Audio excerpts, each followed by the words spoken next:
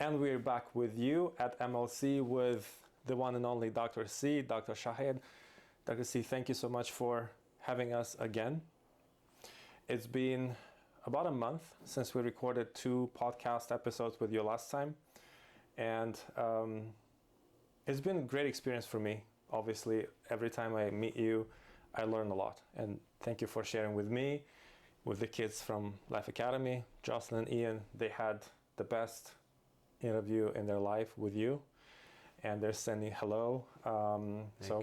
Thank you, sir, again for your invitation, for your kind heart and sharing with us. Thank you for the opportunity. It was always a pleasure working with you, and happy to provide anyone with any information that can be helpful in the field of medicine or life in general.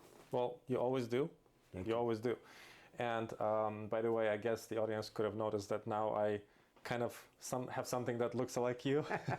I was blessed again. I've had probably the best 2 weeks of my life spending with you, almost 24/7, shadowing you and bothering your trainings. It's never a bother, never a bother. Always a pleasure having you train with me and staying with me. It's you're a brother and a colleague, and I learned a lot from you as well. So I appreciate that, sir. I appreciate that. One of the evenings when we had a cigar,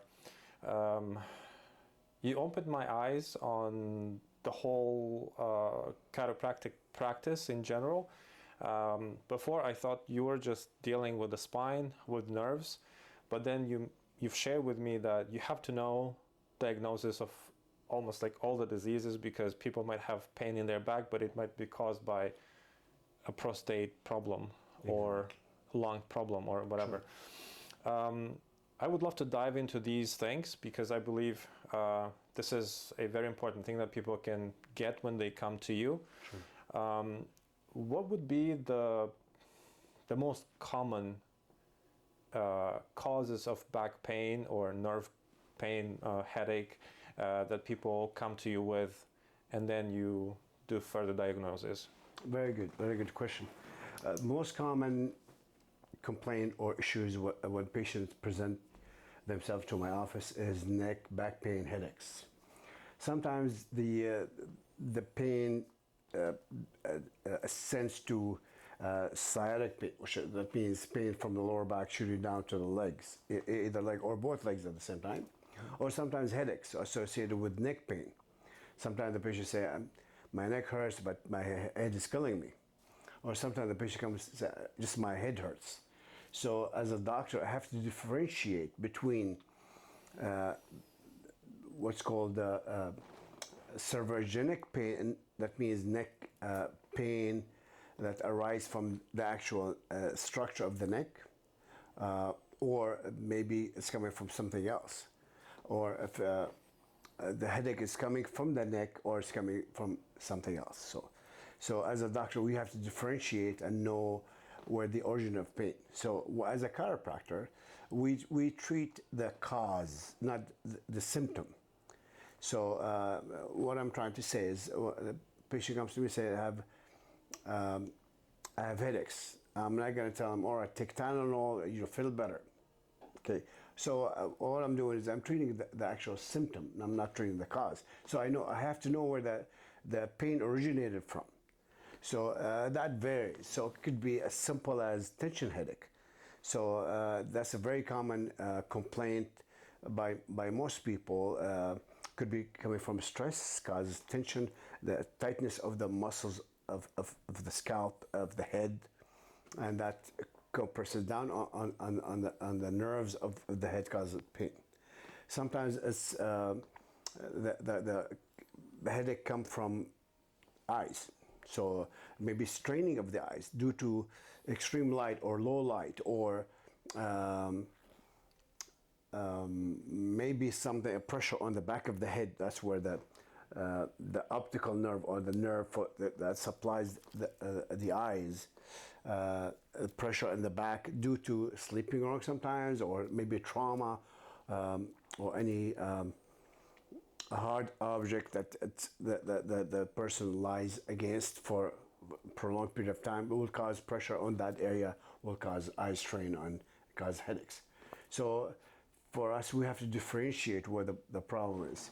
So like to answer your question directly about, as a chiropractor, you have to know everything about the human anatomy and human body. And there's almost all diseases associated with the spine, because the spine, as you know, the spinal cord and the brain encase the whole nervous system. So all the nerves in the body come out of your spine. So when we do the adjustment or alignment, what we're doing is we're not just relieving back pain or neck pain or headache. We actually repositioning or restoring the function of the whole nervous system within 45 seconds. So it looks easiest, which cracking, which is a wrong term. It's manipulating or adjusting. There's nothing cracks and nothing breaks. All you hear is what's called cavitation, or the sound of nitrogen bubbles dislodging or moving from one part of the joint into another, and you hear that popping sound. So nothing breaks.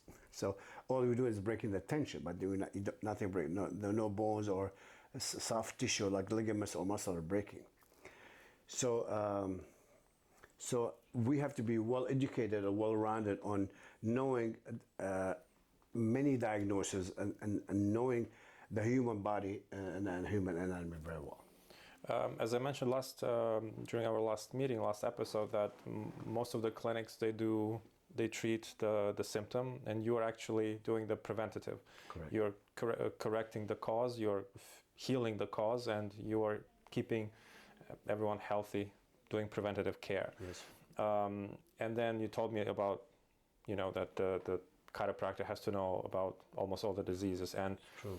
Right away when you told it to me, I recalled when I brought my friend Ephraim, and he had some shoulder injury because of working out, which was funny. Wasn't funny, but was funny. And he was so enthusiastic, and then, I can't move. Yeah. And the first thing that you did, you checked on him, but you said do the MRI or CT scanner. You didn't start implementing your things. Sure.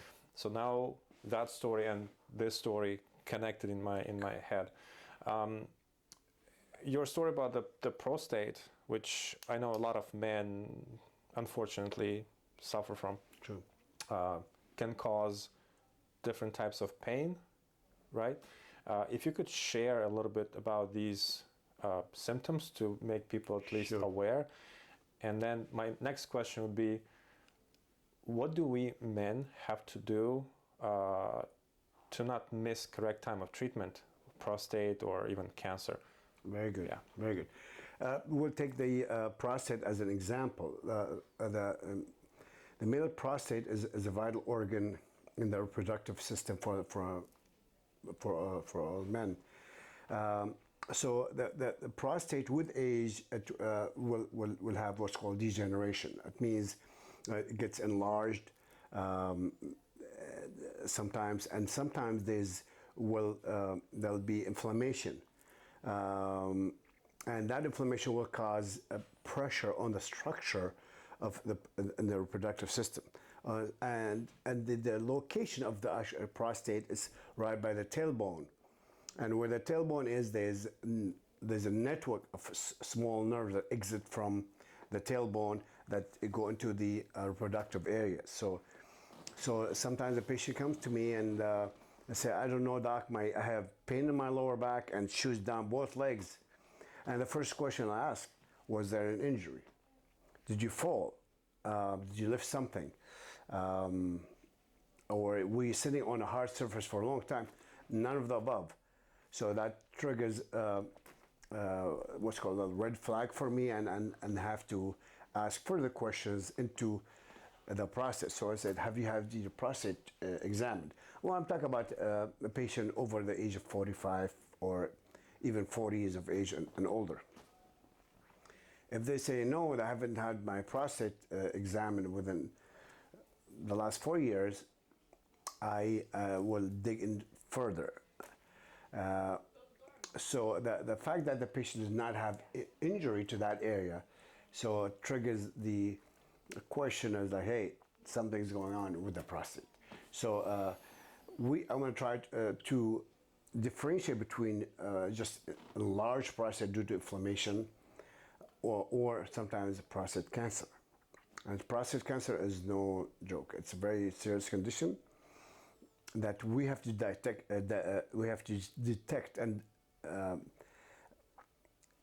and diagnose as physicians and know when to refer the patient out for diagnostics, right, like MRI, CT scan, or even urologist to examine and diagnose properly the prostate. And many times I would be like on point when it comes to these things due to experience and knowing exactly when to refer out. As a chiropractor, I should be well-rounded and well-educated in how to tackle this issue or this condition. I'm not going to say, oh, your back hurts, let me just adjust you, without even asking the question and the history. right. So that's just an example as a process. And then there's other conditions, like for instance, a patient came to me, doc, my shoulder is really killing me.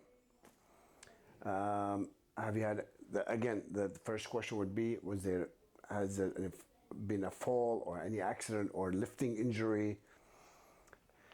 None of the above. It's just all of a sudden the pain became sharp and it's been getting worse for the past 3 to 4 weeks. So that again will trigger something in my mind. It could be something else, that underlying disease causing pain shooting to the shoulder. So for instance, one time a patient came to me, a young patient, and he said my shoulder's been bothering me a lot for the past 2 months. Mm-hmm. All right. He was an athlete. So was there an injury? Have you fallen? Are you sure? He said no fall, no lifting injury of any type. It just happened. I woke up with the pain and it's been getting worse. I had to send him for an MRI instantly. Right. And for the lungs, I said, my lungs don't bother me. I don't cough. I said, let's just do that. The reason why I detected what's called a Pancoast tumor, that tumor on the tip of the lung. Wow. When it hits that area, that's called Pancoast tumor, Right. and it starts shooting pain to the shoulder. And there's no coughing issue because there's no swelling in the lungs, no fluid, no effusion. So just shoulder pain. If I didn't pay attention, I start working on the shoulder, mobilizing, just causing more injury without doing justice to the patient and finding out exactly the cause of the problem. Right. So that's 2 examples out of many, like even so, like stomach pain. I had a patient with the stomach, lower back pain. And they said no injury, and I have no gas, because sometimes gas pain can be very painful. Right. I had to really search my database in my brain and really try to narrow it down, or called differential diagnosis. It means come up with 4 different findings or diagnoses to know that could be this, could be that, or 2 other things. And that incident, I diagnosed what's called abdominal aneurysm. So it means the abdominal artery, like big artery in the abdomen, has ballooned. Wow. To really big size and cause pressure. Right. on the structure. So I had to send the patient quickly for an ultrasound of the abdomen, and they detected, and they had to do emergency surgery. Whoa. Had I not detected that, or I would have started pounding on it, I would have burst that, and the patient would have died. So that surgeon would call me and say, "Thank you for saving that patient's life. I send them because somebody else would have been bouncing on him and rupturing that aneurysm." So right, that's one of 4. That's multiple examples. Why again I strongly believe, I know that you are the best at what you do in the world. Thank you. I've been to multiple chiropractors back in Europe, and I've read articles when they would just do the treatment and they would cause even worse damage. Sure.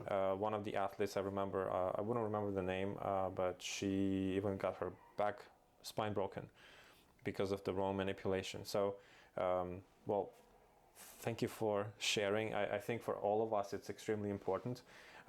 What do we have to do as, well, not patients, hopefully we all still stay healthy, but still, would you recommend doing some tests, or what would show us that something is wrong and it's not just a location of the joint? Very good question again. Well, there's something called prophylactic care. I think the prophylactic care or preventive care or preventive medicine is the best medicine. Right. So what we're doing is we're preventing diseases, we're preventing condition from happening by screening. So it's just like doing mammogram to detect breast cancer, or to screen to make sure there's nothing in the breast, and that should be done for ladies every 2 years, for instance. Okay.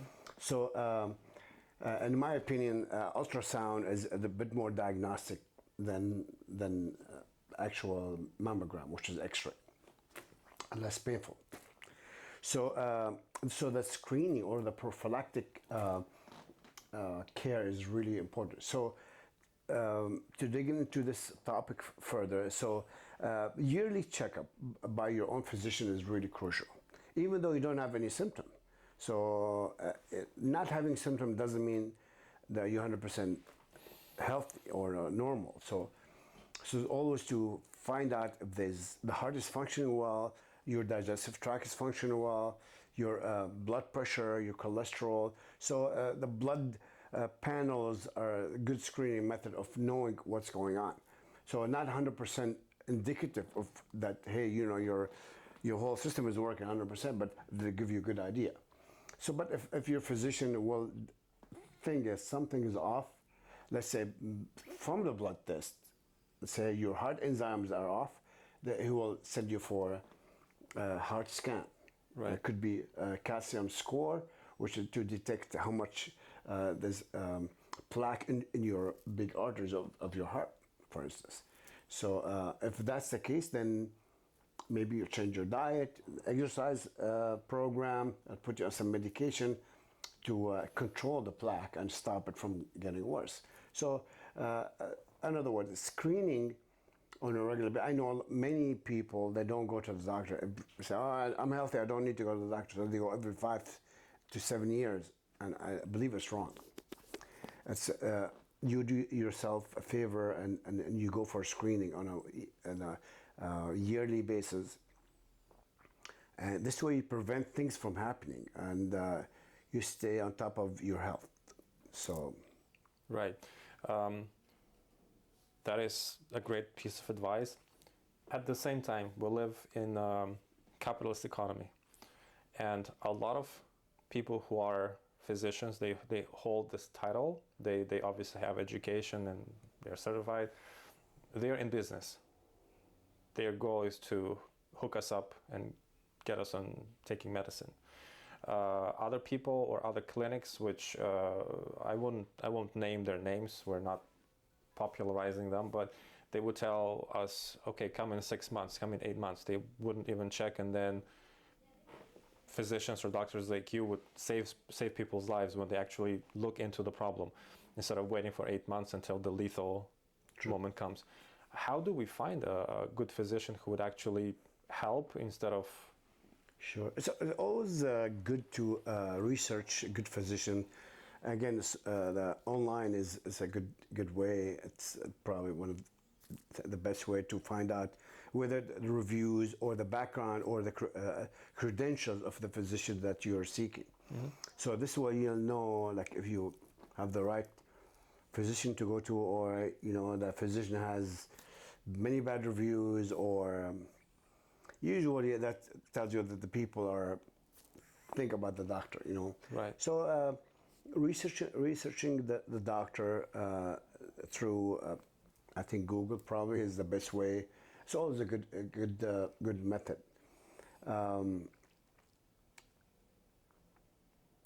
Yeah, I think that's probably the best way to do that.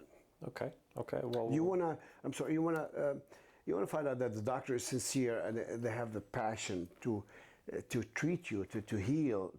You want to look for a healer. You don't want to look for somebody who is, interested in financial gain more than anything. Right. So, like my patients, I don't tell them you have to come 4 times a week for the next 6 months, like because you have neck pain. I'm not practicing good medicine, and my conscience will not let me do that. So my patients come in once a month as prophylactic care. We were talking about maintenance care. Right. The reason, even though they don't have neck or back pain or headaches, they come in to make sure that I restore their nerve function in their spine, so they feel healthy and stay healthy. Right. So my patient will come in on a regular basis. They say, "Doc, I'm doing great. You've been taking care of me." But, and also I don't just adjust the patient and say, "Okay, come back. If you're in pain, let me know." I work around their lifestyle. So I do ergonomic teaching for every single patient. You have to sit this way. You have to use the back support when you sit. You have to sleep that way. Special pillows, special mattress. You have to take these supplements, especially like, for instance, magnesium, which is the most important mineral you can take. Right. Everybody should be taking magnesium for life. Also the way they sit behind the desk, like looking at their laptop, the height of the laptop, or when they sit down on their phone, they're like this. Right. I tell them, don't do that. You have to raise the phone to almost an eye level, so you don't strain your neck and you strain your eyes. So you have to have the passion as a physician to heal, to teach the patient, to gear them toward wellness, and so they can come back to you or refer you. Right. Right. Well, us who've found you, we're definitely lucky, and to find a good physician, find a good doctor, it's a journey, and I think it's a gift from above. Thank you. Now let's transition to a bit another side of your life, but also which is connected. It's again health. You're preparing for a competition. You are shredded, lean, whatever the dream is, you are. We hear a lot of people talking about losing weight, and to me, when we say I want to lose weight, to me this term is not correct, because if you lose weight, you can lose bone weight, you can lose muscular, True, fat as well. I think that we need to be correct in the terminology and say I need to burn my fat. correct. For people who are not competitive athletes in fitness or any other sports, what would be the best choices how to get rid of extra fat that they carry? Very good. Again, depends on your body type. There's so many body types. There's something we call ectomorph, mesomorph, and endomorph. So it means your body type, whether you're on the skinny, you get fat, or you're plump and you can lose fat faster. So there's so many variables. So the objective is to lose body fat, not just fat under the skin. That's not enough. You lose, more importantly, is visceral fat, the fat between the organs. So the fat between the organs, that's the deadly one. I mean, people can be obese, but they don't have much visceral fat. Okay, I mean, they don't look great, but at least they're healthier. But some people are like slim, but they have more visceral fat inside between the organs, and puts pressure on the heart, the lungs, the kidneys, the liver. So we need to learn how to lose the visceral fat, and interim will lose the subcutaneous fat, or the fat on the outside. So again, you have to find the right guidance by the right doctor or right nutritionist who will guide you. So I don't have something magical tell you, what, just do cardio and you'll be okay. Right. I mean, it's partially correct, but there's a lot more to it. Right. There's the diet. There's something called lectin, which is a protein in many foods that you avoid. If you avoid that particular protein in certain foods, you start losing weight, the visceral fat and outside fat. So that's just an example. I mean, I won't just, I'm going to sit here and list a whole bunch of food for the audience so they say, okay, well, let me take notes. There's a lot more to it. So it has to be customized program for each person, so to be done right and done in a like reasonable amount of time. You know, let me give an example. So the lectin protein and also the cardio is going to be done at least 4 to 5 times a week. Any type of cardio, as long as you raise your heart rate above 130 beats per minute, you start losing fat. Right. So to be more specific, is find the right nutritionist or the right doctor who knows nutrition, who knows about fat loss, and not just push drugs on you. Say, take these pills and you lose. And I know there's many new drugs like on the market, like Ozempic and other similar drugs. I mean, they're okay, but it's not okay. It's like this is gonna save you and it's gonna change your life. I mean, you can lose that weight, but if you don't have the right guidance, what to eat after, how to exercise, you're gonna get the weight back. Right. That's the thing. So educating yourself and how properly to understand your body type and the type of food that's suitable for you and you're not allergic to will make a big difference. Right. Exactly. As I was invited to run a workshop on branding, and the question was, how can we do something on our own? Just like you don't invest based on investor YouTube, you don't heal yourself based on Dr. Google, Sure. You don't work out or work on losing burning fat with Dr. YouTube or Dr. Google. Invest in your health, invest in your well-being with a professional. True. That's what we stand by. Dr. C, I know that you also have another project, a new clinic. Please share with us, what do we expect? So, as you know, we do chiropractic care. We have also adjunct or supplemental care that we use here, which is acupuncture, which is needling, cupping, and other methods like that, with more holistic type of approach. But sometimes, excuse me, sometimes some of my patients and patients in general who need more a medical intervention because they have, let's say, underlying disc disease where the disc has blown up beyond repair of chiropractic treatment. Wow. Where the disc is blown up and the disc material is sitting on the nerve. Right. So sometimes the patient is apprehensive. They say, I don't want surgery, I'm scared. So the other other option is to kind of numb the area, reduce the swelling, and free up the nerve a little bit. So we provide what's called epidural injection, which is safe and non-painful. It's under local anesthesia. So I don't do it, and I do other things, something similar. I can elaborate on that. But so the pain management doctor is called pain management physician, who is an experienced anesthesiologist, specialized in those injections, whether it has to do with the neck, mid-back, lower back.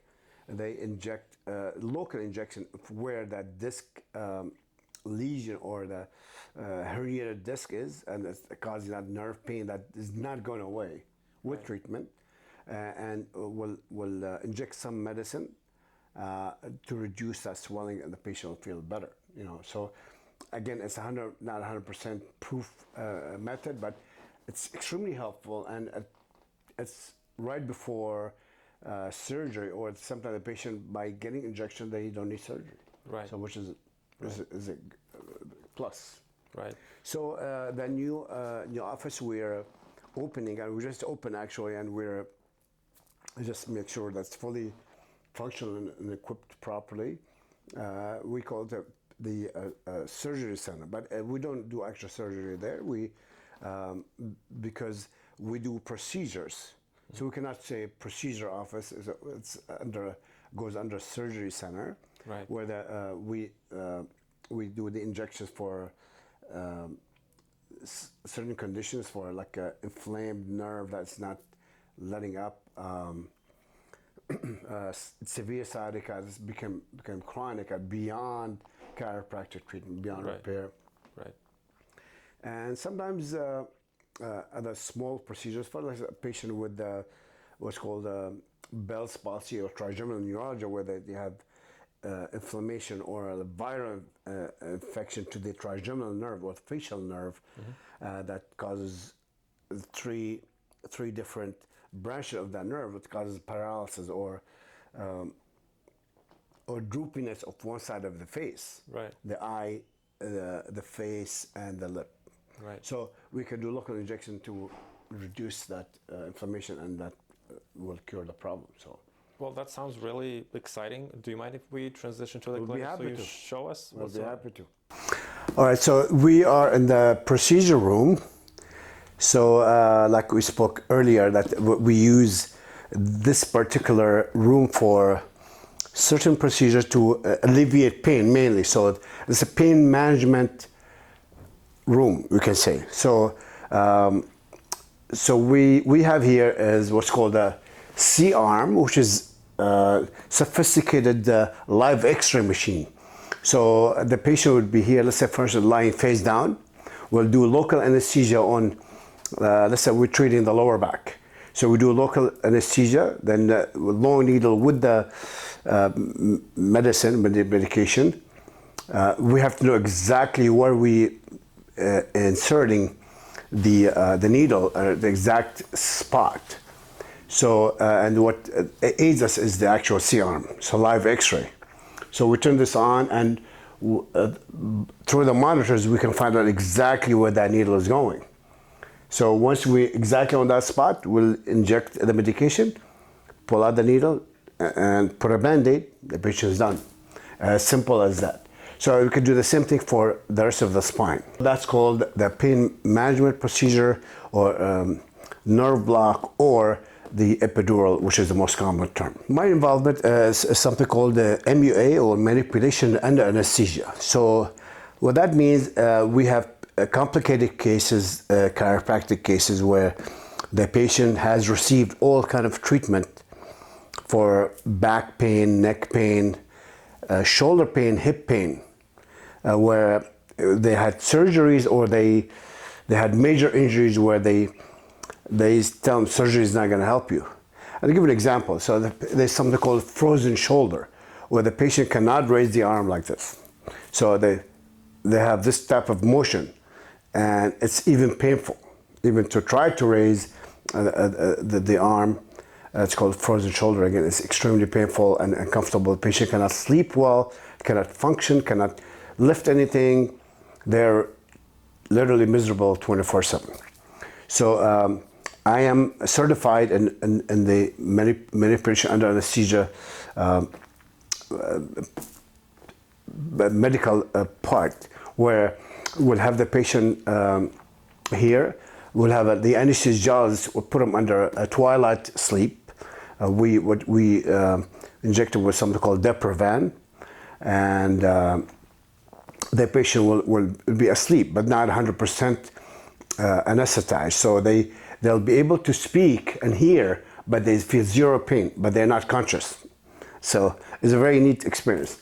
So by then, when we have them under that state, I'll be able to mobilize and break up the scar tissue.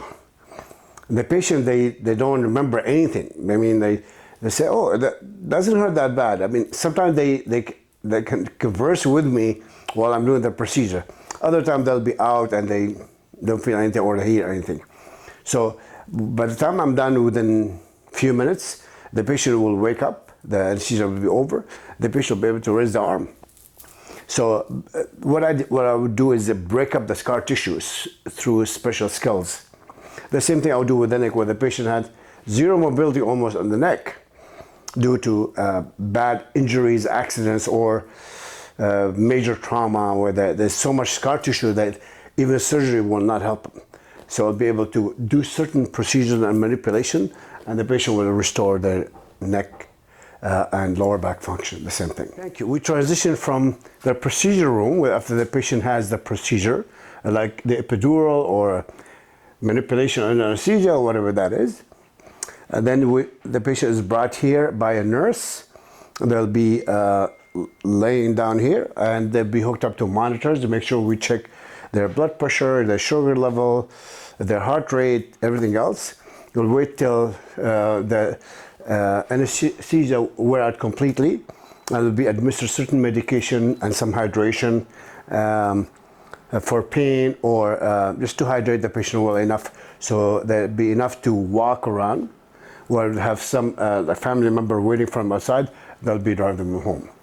So this process will probably take between 30 to 60 minutes. So that's called the recovery room. And we're back from the clinic. Dr. C, I wanted to thank you so much again for your wisdom, for your open soul, heart, for caring for us, for sharing with us. And I'm hoping that these episodes will bring more and more patients to you, to your clinic, all 5 locations. And I wish you all to be healthy and stay tuned, connect with professionals.